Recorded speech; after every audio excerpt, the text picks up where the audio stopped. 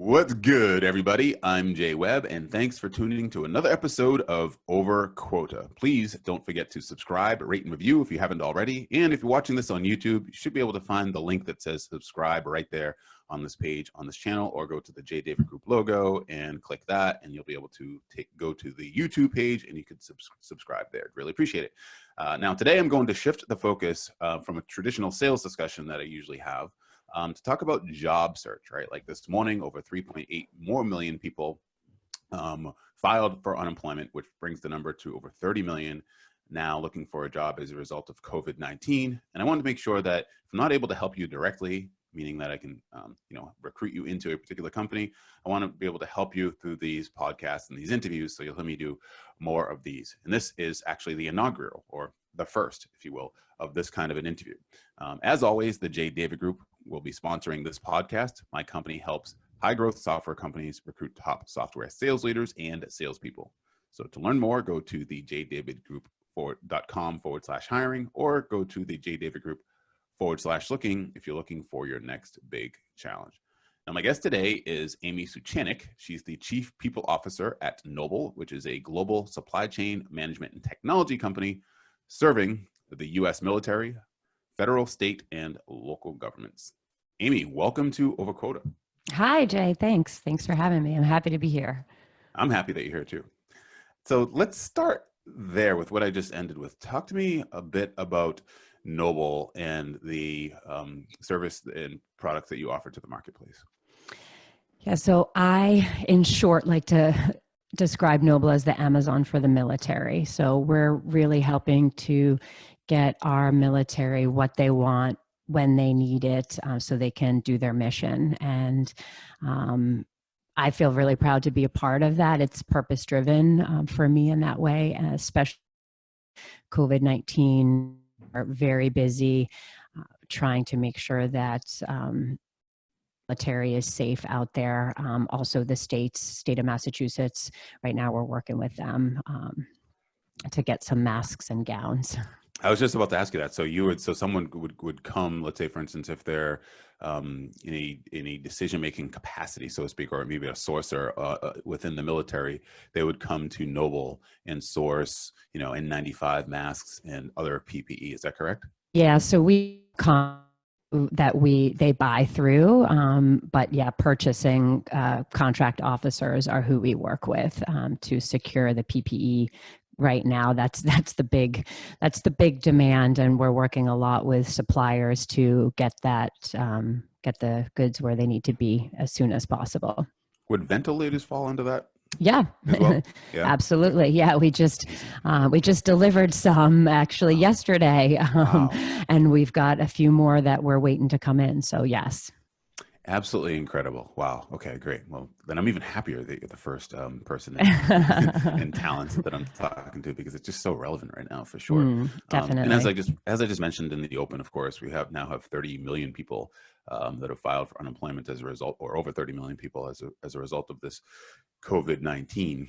And one of the things that I want to do is really speak to people like you to figure out, really get into your head, whether it's you or someone on the talent management team, about how should candidates proceed with all of this, right? Like the behaviors they should exhibit, the tactics and the things that they should be doing if they suddenly are in need of a job. So if it were you and you suddenly, found, and God forbid, but you suddenly found yourself where it's like, okay, now I have to start looking for my next opportunity. Where would you begin? Just to give me a sense.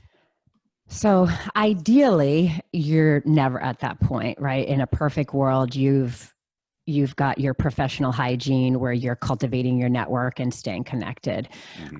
I completely understand that that's not always in our control, especially with what's happening right now. So the first step for me is self-inquiry. It's really sitting down and saying, okay, what am I doing now? What do I want to do? So really knowing what your goal is. What do you have? Short-term goals, midterm goals, long-term goals? And then my talent acquisition manager, whom I love with all my heart, is always really clear about what are your 3 non-negotiables. Really sit down and say, this is not negotiable for me, because that will help you in making decisions about where you're looking to pursue work. Got it. And the non-negotiables, are those typically, I suppose they could be tangible, like money, or they could be intangible, like, I don't know. Purpose-driven organization or something like that. So it's like, I think the message in that is really taking the time to be clear about what you want. And sometimes being clear about what you want, you see that through what you don't want. And so those non-negotiables, for some people, it is money. For some people, that might be a motivator for you. I mean, we are talking to salespeople, so I've hired a bunch in my day. I know how those minds work. Right. Point operated. Yeah, exactly. Hey, we need that for them to get the job done. So money could be a factor and a non-negotiable, but for others, it might be, for me, for example, it's teamwork. It's a collaborative environment. That is essential for me, because that's where I'm motivated, and it's my job to get out in the morning knowing I'm running to something where a group of people are working to solve a hard problem. So that's an example. Someone doesn't know their, if they don't take that step, right, to sort of self-assess and understand what their non-negotiables are and what it is that they're really looking for, can that impact them negatively when they speak with you or someone on your talent management team, whether it's a phone screen or not, and say, this person, they'd be a better candidate if they knew the answers to that question, or they knew where they want to be? Yeah, sorry, I didn't mean to cut you off. For me personally, 100% that I really want to see somebody that's done the homework. That shows that they're purposeful, that they're diligent about it, and really taking the time to do their homework. In the same way, that you're looking for your description for yourself, and for candidates, or even with that don't show up, thought, that's okay, are they going to show up to a meeting not having thought about that? Are they going to show up to a project not having thought about that? So yes. Yeah, that makes a lot of sense, because it's funny when somebody says to me, the candidate didn't do their homework, or make sure the candidate does their homework. That's one thing that I don't even think about, like, that part of the homework is about you, right? About the individual and what you really want. Forget about like what the company is, what the company does, and all that stuff. But if you don't know who you are, then how do you know that you're even going to fit into the company, right? Right. Exactly. Because this is a two-way street, right? I mean, this is just as much about a fit for you as it is about a fit for the company. And I think it's really easy to lose sight of it. It's especially easy, or at least I'm anticipating it's especially easy right now, given how many people are out of work, to lose sight of that. So at least being honest with yourself as you go into that job search, this is what I want, what I don't want. You can make those decisions clearer, or you have set better expectations for yourself as you enter into certain processes, or even as you accept jobs, knowing, hey, I know that this is what I'm getting, and I'm okay with that right now. Yes, right. Yeah, of course. Yep, for sure. Let's say, all right, so somebody's done that. Let's say they've done the self-assessment. They're like, okay, now I'm going to start targeting particular companies that meet those needs that I'm looking for, right? They submit their resume. What happens from there? Like, everybody wants to know, like hit click. It goes into a dark abyss, by the way. It's like, and it just sits there on some cloud storage device. No, I'm just joking. But in some ways it can feel that way, right? You're all going to get an automated response. I mean, ATS's applicant tracking systems are set up to screen people out, not screen people in. And again, to quote my talent acquisition manager, she was telling me the other day, statistically, 2% of people who get a job get it by applying online. I mean, that is a low statistic, right? So if there's one thing to take away from that, it's don't just post and pray. Don't post and pray. because 2% of people get jobs through applications online. So that breaks it into a bigger part of, okay, so then how are other people getting jobs? So going back to your question around, what happens when you submit it? Yeah, you get the standard response. Recruiters will go through it. Do they go through it in a certain amount of time? Yes, they try to. Depends on, how many hundreds of other candidates are applying. And they're searching for keywords. And again, that's where screened out versus screened in comes into play. So I would not do post and pray strategy, bottom line. Let me ask you this. First of all, that's mind blowing. Like, to me, as you were saying that, I'm like, I can't wait to just post that little nugget on LinkedIn as soon as I come with this. It's like, holy crap. I'm like, and the funny thing is, so my wife is on the market. I'm not sure if we talked about that before before today, but so she applied online. She's like, I got my first rejection letter. I'm like, okay, cool. I'm like, keep going. Like, no worries. I was asking her a little bit more about it, but then I said, keep in mind that, don't just apply, because she did exactly what you just said, right? She applied through some sort of, just hit submit through some online thing. And I said, reach out to the hiring managers as well and try to contact them that way. But so that's very, very, very, very interesting information for sure. So let's say, for instance, you said keywords. You said the recruiters are looking for keywords. Yeah. From my perception, I thought it was that a machine could do it. And I know machines certainly do that as well in terms of the keywords. But so as the recruiters are looking for keywords, if they don't see them on the resume, and they have hundreds of resumes, and what are they doing? Just scanning the resume, looking for the keywords. And if they don't find it, they just move on, right? They delete them, I'm assuming. Is that what happens just that quickly? Yeah. I mean, the systems themselves will also show you matches. So the systems will do the automated thing. And I guess that's what I was referring to earlier too, in terms of they're designed to screen people out because they want to give you, here's your top matches. So there's some AI type stuff going on in there. Yes. But the recruiters then are looking as a next step still for keywords. And really I can tell you, I spend no more than a minute looking at a resume. And especially with high volume jobs, that's going to be a minute. Spelling errors. If I see a spelling error, usually I'm like, yep, nope, and I move on.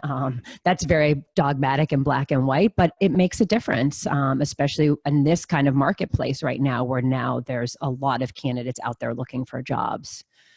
What does it say? What does the spelling error say about a candidate to you? To me, not detail oriented, didn't care enough about this, just wanted to get it done. Yes. Okay. So let's say I kind of alluded to my own sort of advice to my wife in terms of how to break through that clutter. You should have her talk to me instead of you. No, I'm just kidding. I'm kidding. I'm kidding. Stop teaching the kids for a minute. I got something to teach. I'll teach the kids too. Yeah, exactly. That's right. We'll get them prepared. That's right. That's right. Why not? Why not? Never too early. So how does she or just all the other people increase the likelihood then of having their resume not get lost in the abyss? If only 2% of the people will get jobs through that method, what other advice do you have for them? Well, there's so much technology out there. I mean, LinkedIn as a specific example, use it. That would be my advice. If I step back, really it's, you are responsible for your job search. You're in the driver's seat. You're not, this isn't, you're going to submit a resume and then some, fairy godmother is coming out of the system and saying, okay, now we're going to take you along every step of the way and get you your dream job. It's just like sales, actually. You got to do your prospecting. You've got to do your homework. And what I would say to your wife is, okay, you found the company, you applied online, but go look for who works in that company on LinkedIn. Find someone that seems relevant to reach out to. Figure out, take a guess. There's pretty basic ways that emails are constructed nowadays, right? First letter, last name, at whatever company. So you can figure that out pretty easily and send them a note. Send them a specific targeted note. I don't want to see cover letters or anything like that. Just a few sentences that are really targeted to what did you see about that person, or what it is about that role that you found, or what it is about that company that had you interested. And that will help you connect better than just through hitting a reply button on an ATS system. Can someone, you mentioned, no need or just send an email with a few sentences. What's I assume there's a level of diminishing returns the longer the email is. At least that's how I always feel as a salesperson. I was just going to ask, how do you feel about like when you're talking to salespeople, right? Right. You get to the first line and then you're like, is this interesting for me or not? Right. So that's the thing, right? So the advice there is to keep it concise, right? And not necessarily, because if you see this block of, paragraphs or whatever, and maybe just all one paragraph, you're probably going to be less inclined to read it, if at all, right? Yeah, I absolutely agree. I'm thinking very quickly about my mom when she sends me text messages. I don't know how she sends them as long as she does, and I love her to death, by the way, but I'll sometimes get them and they look like a book and I'm like, oh God, I have to read that later, right? Similar thing to when I get an email that has 10 paragraphs in it and I'm just looking to see what's the point of this. So really could not recommend more strongly. Know exactly what you want to say by having done your homework and get it out in 1 or 2 or 3 points.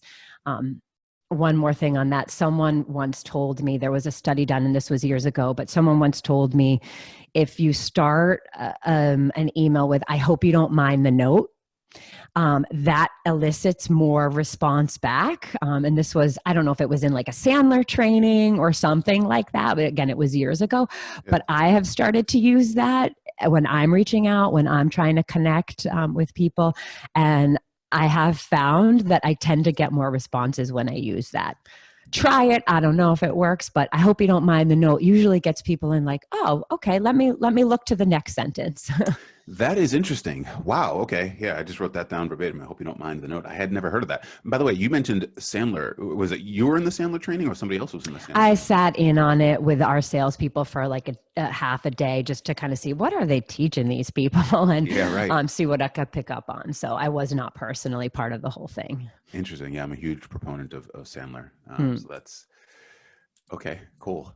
You mentioned misspelling is a red flag, so to speak. What other mistakes do you see people make on their resumes that really they should avoid, or just you personally don't like? So when I was talking with Carol yesterday, she's the talent acquisition manager, she was telling me that, which really resonated with me actually, that 80% of people, their first bullet point is something that they're doing now that they don't want to do in their next job. Wow. Because they're basically, hey, this is what I'm doing now. I need to sell that. But then when they do that self-reflection and they're going back, they don't actually still want to be doing that. Most of us want to grow and develop, and most of us don't want to always be doing exactly what we're doing now. And so that is something where I would say, hey, really take a look at that. Your resume is your advertisement to the world. So what do you want to advertise? And really sitting down and being purposeful and intentional about what that looks like. And not trying to match yourself to a job description. You look at a job description, all right, I'm going to use all of those keywords because that's going to get the search and the algorithm or whatever intelligence is being used to get me seen, but more, who am I and what do I want? Because that's really important to live a fulfilled life and to really feel good about going to work. Let's go back to what you were saying about the keywords, because I'm sure people might be listening and saying, okay, so how, because they heard that part about the keywords and like, cool, now I'm going to rewrite my resume to make sure it has the right keywords, right? And then you're saying, don't necessarily do that. So where's the balance there? Like, where should people sort of, how do they strike that? Do they have 2 resumes, one for the human, one for a computer? Or how does that work? Yeah, so there's no silver bullet, first of all. And that's why I would say it is so important to not just submit through an ATS. It is so important to go use LinkedIn. There's so many technology resources out there that you can find who's working at the company. Go to the company, go to the management page, reach out to one of the management people. You never know. People are looking to help, and people feel good when someone has taken the time to find them. So for me, the keyword searches is like, I don't even think about that. And I try to tell people, don't even think about that, because the homework you're going to do, the other things that you're going to do are going to take care of that for you. Right. Oh man, I'm listening to this and I'm like, I know this is going to publish like, I think in 2 weeks from this date, which is April 30th, but I'm like, I'm taking the recording and I have to have my wife listen to it because she won't listen to me because, it's been 20 That's years. just how it is. Yeah, exactly. We don't listen to our husbands or boyfriends or anyone. Yeah, she just thinks I'm like, being whatever, but I'm like, no, don't listen to me. Listen to her. So that's really good. That's really good. I'm happy to talk to her too, by the way. If she wants to talk personally, I love talking to people about this. So, Okay. of course, anyone listening, I'll give you my LinkedIn at the end. Yeah. Well, you know what? I might have to take you up on that for sure. Thank you. So you mentioned LinkedIn a couple times, which is my lifeline essentially, right? It's literally my lifeblood. I don't know how I could do this business without it at this point. When you see someone's resume, and let's say, for instance, they've reached out to you as you just suggested, but then they go to you go to their LinkedIn profile. Is there something about their LinkedIn profile or something that you've seen that can almost turn you sideways to the candidate and be like, oh man, I was excited for this person. And all of a sudden I'm looking at the LinkedIn profile and it's like, this isn't the person that I expected to, to be here. Yeah. So you have a resume for a reason. Mm-hmm. I personally don't love going to LinkedIn profiles and seeing a copy paste of your resume. Mm-hmm. I like to see, one or two highlights for the job.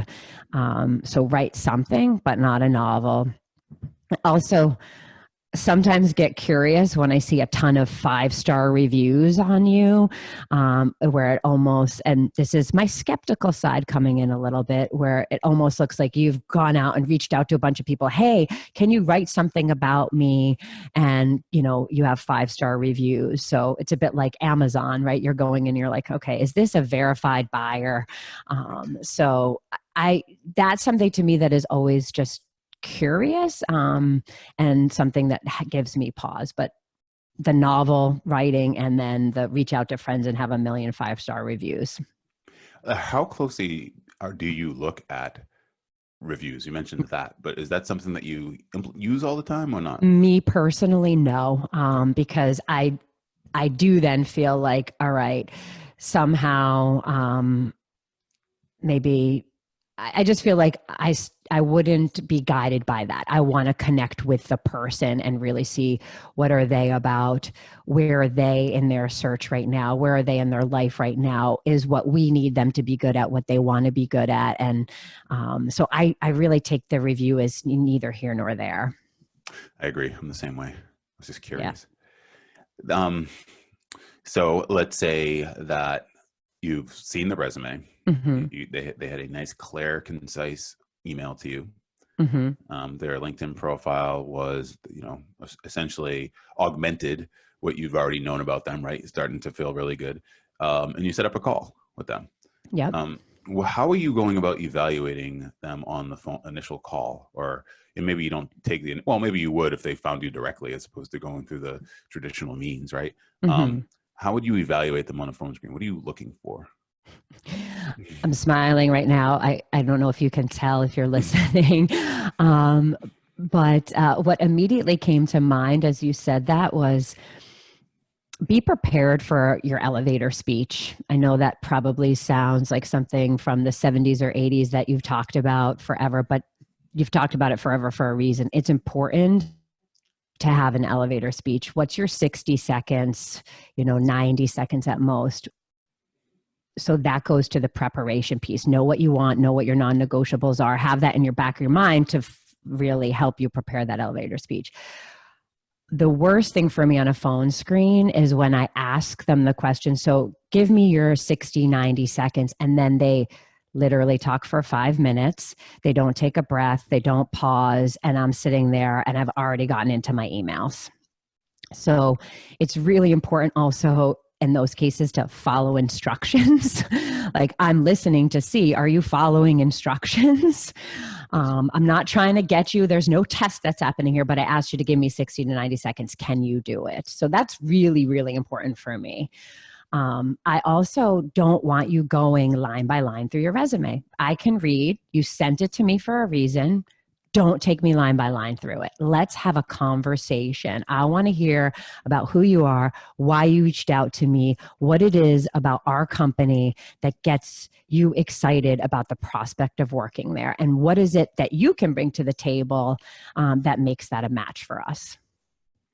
Yeah, that's fantastic advice, because I feel the same way. I actually did a YouTube video recently about asking a question and then the candidate not answering the direct question and going on too long. And to your point, right, I end up putting down my pen and I'm like, okay, like I can't present this person to Amy because I have no confidence that they're going to, they're not going to do this as well with her, Right. And it's interesting too, because it's a great lead-in into like the actual interviews too, where I oftentimes, and I'm like this as well, so I know I can work on it, but being clear and concise and then stopping to pause. Did the person have any questions? Do we need to go in a different direction from this? But in interviews, a lot of times candidates are so anxious to sell themselves or tell so much about what they've done that like sometimes the story gets away from them. And I really encourage people to be cognizant of that and be aware of that it's a dialogue. You're having a conversation. So check in, have that social awareness of the person that's sitting across the table from you. Is this resonating? Take a pause, type of mindset and behavior. Yeah, that's right. And or across from the Zoom screen, however. Yeah, true. Nowadays, whenever Nowadays. we get this done. And so the concerns and the the challenges that you mentioned that candidates have are certainly have had nothing to do with their relevant experience or their skill set, which is telling to me, right? How much weight do you put on, especially on a phone screen, right? How much weight do you put on relevant experience and tangible skill set, let's just say, versus some of the stuff that we're talking about? And I guess I'll even round that out a little bit and say, let's say, for instance, they do have a relevant skills and they are tangible skill sets, but they aren't necessarily hitting on the points that we just mentioned. They're not listening to your questions. They're not following the directions and those types of things. Like, give me your thoughts on the two. A wise person once told me, this was a couple of weeks ago, that we hire someone for their resume, but we get rid of them because of their behaviors. And that really struck me. And I'll give a shout out to Frank at People Engines. He's the one that said that to me. We were talking about Predictive Index because that's a tool that we use at Noble. It's definitely a tool that helps us with the process, but doesn't decisions. It's another point in the process. And why that really stuck with me and why that's relevant for us in this question is, okay, I can check your experience. I can see that on the resume. I can, do blind references. I can ask around about you. Believe me, I know how to do that. But I really want to see, like, what are your natural behaviors? What do you lean towards? Are those behaviors the behaviors that we want more of in our organization? And so that initial phone screen is looking basically at first for me to see, did you do your homework? Because I want somebody that really wants to be a part of our organization. And that's the first hurdle. Then the next thing in that phone screen are like, what are the one or two critical factors that will get you over the hoop? And what that is for me, and those one or two critical factors are, are they listening to instruction through this? Can they get their point across in a way that matches what's being asked and what we need as an organization? And have they really thought about how they might match our organization with the skills or what they want to bring to an organization? Yes. And if the candidate, let's say, for instance, gets through that, or at least they've gone past the first question that you've asked, let's just say, and hopefully in shorter than 5 minutes, and they're moving along. How much should, and you mentioned homework, right, as part of this, how much should that come out during the interview? And I guess what I'll say is that their ability to qualify the opportunity and understanding that they've done their self-assessment, so hopefully they know who they are and frankly why they're even applying for this opportunity to begin with. How much should they qualify the opportunity with you so that it shows their level of interest or how much homework they're doing, or does that even matter? Yeah, I think that comes for me in the questions that they ask. Because through questions, you find out what's really important to somebody. And I personally, the way I conduct phone screens, I usually do it for a half an hour. So some recruiters I know that are in that initial piece are 15 minutes and really compressed. If I'm doing a screen and it's with me, I'm taking the half hour, and I really like it to be a dialogue. And so I love to see what kinds of the candidates asking me in that place or at that piece, because that shows to me what is on their mind, what's important for them, and is that also what's important for us. So there isn't anything, I guess, like very black and white about it. Is really just more some intuition in that dialogue, and how they're articulating what is important for them through those questions. I know that some candidates, I've had this with some candidates, I tend to be a little bit more bold, although I could probably even be more bold, where candidates will start to rattle off, oh, I've done this and I saw this on your website, and really just for going through all of these facts almost and throwing stuff at the wall to see. And, I'll sometimes say to the candidate, hey, I appreciate that you've done your homework on the company. That's really great. But what is it that you're looking for? So I try to ground them in, and then what's important about that for you, so that I can then connect that into what is it that Noble is looking for, or any, previous employers that I've recruited for. What about, people always ask about, are there questions that I shouldn't ask, or that I should steer away from? Like, what are your thoughts on that? So when I think about that, my very initial reaction is no.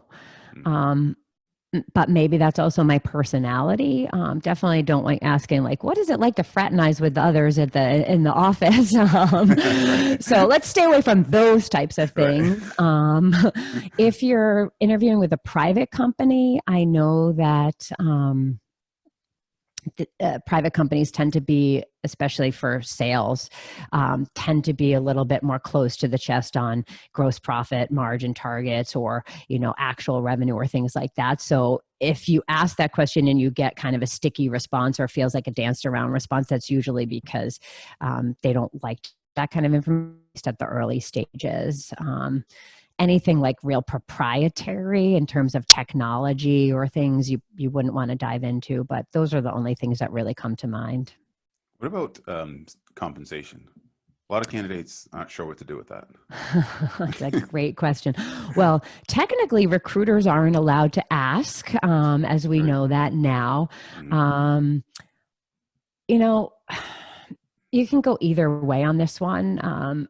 I tend to like to get that out up front, because I don't want to get too far down the road and find like we're way off with expectations.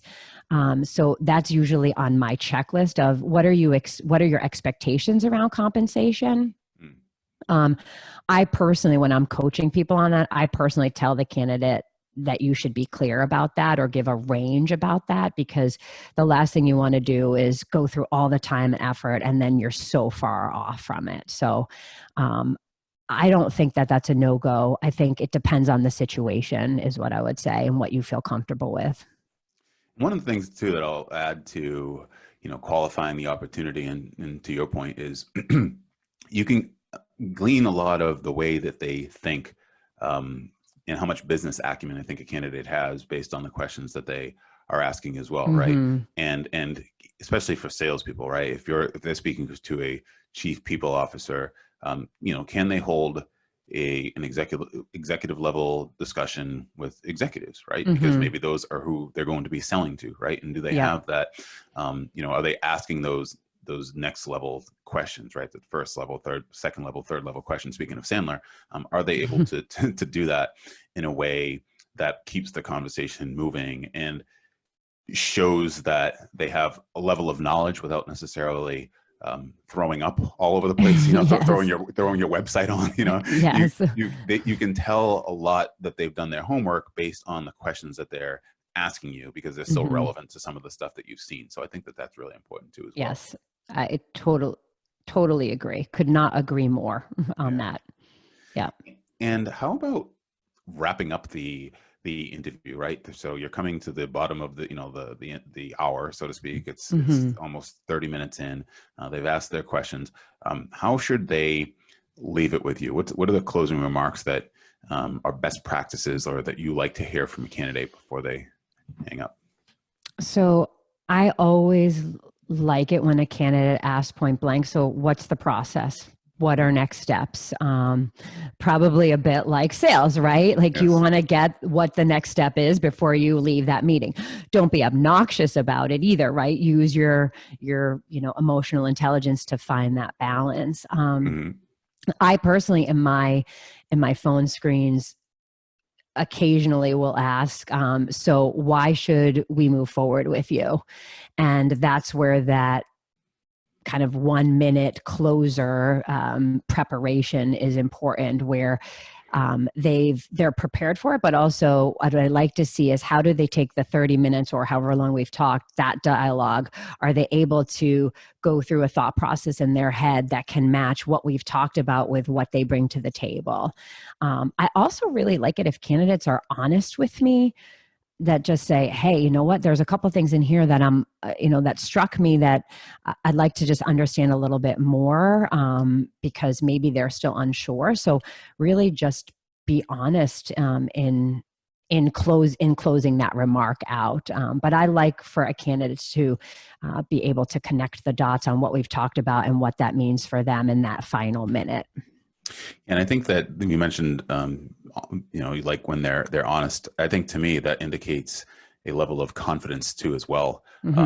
That's always good, because if you can be honest and say that you don't, that you didn't understand something, or you want to understand something a little bit more, it shows that their level of competence and that they don't necessarily have all of the answers, and they're okay with sharing that with you.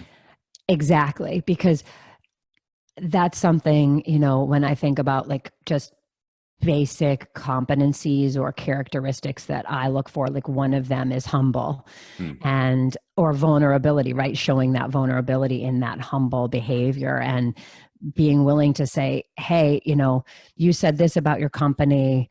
Maybe it's, you said meetings tend to start 5 minutes late. I'm really somebody that likes meetings to start on time. Is that pervasive throughout the organization? Or that just kind of checks against either your non-negotiables or the values or behaviors that you do well in an environment from what you've heard through that process, or those conversations you've had. Yes, exactly.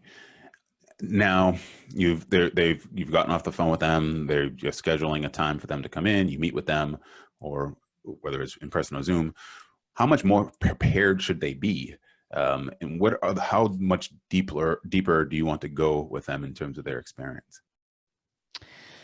So when they are coming in person or in Webb, I would say be just as prepared.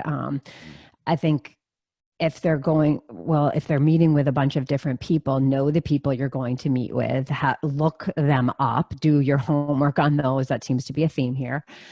And ask relevant questions specific for those positions or those functions or those people. And make that connection. Hey, I saw that XYZ from, your LinkedIn, curious about how that served you here at Noble, or wherever company you're interviewing for. So I wouldn't be any more prepared, because I would just expect you to be prepared at every level.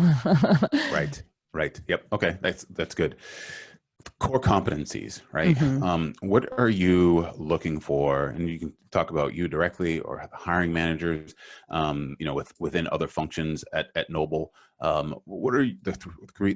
Give me 3 core competencies that candidates must have before moving forward in the process with you, or even moving on to get an offer. Yeah. So I am also going to steal with pride here. Anyone that's read 5 Dysfunctions of a Team by Patrick Lenciani probably knows what I'm going to answer here, because he speaks about team players as having 3 characteristics, which are hungry, humble, and smart. I wish I could say I came up with that, but no. That really resonates with me. And those are 3 characteristics that I really look for when I'm speaking with candidates, and trying to figure out, will they be a good team player? Will they really fit into our environment and help make a difference? So hungry, humble, and smart would be my 3. Do you have any questions or tactics for teasing out that a team player, like understanding whether or not someone would be a team player or not? Because I know that when you're sitting down with a candidate for the first time, let's just say, and you really want to start digging into that. This is, by the way, for you hiring managers that are out there as well. I think we all sort of want to get better at evaluating talent as well, right? On the hiring side. So what have you been able to glean, or are there ways for us to really help us understand how to look for that? Yeah. Mm-hmm. So that for me would probably come under the humble piece, because humble team members for me really are pointing out the contributions of others, and they aren't seeking the attention for themselves. So they're really in that share credit. They emphasize team over self behaviors. They define success collectively. And so if I think about questions that I'm asking in an interview to get to that, I like questions like, describe your current team. What do you like and dislike? Another question I like is, what are the most important accomplishments of your career? That helps to see, like, what do they highlight through that? What was it, a team thing that they highlight as an individual thing? What's the most embarrassing moment in your career or your biggest failure? Again, kind of shows, are they willing to put themselves out there? What does that look like in a team environment? How do you handle that? Embarrassment or failure also helps to kind of see about how they accept responsibility, and do they point fingers at somebody else in the team, like, oh, well, it was because of this person that this happened. So those are just some of the questions that I have in my toolbox for trying to tease out that collaboration or team spirit. Got it. Yep. That's fantastic. And how long should someone wait to follow up after, having their last interview, or just their interview period, I suppose, whether it's a phone screen or the last one?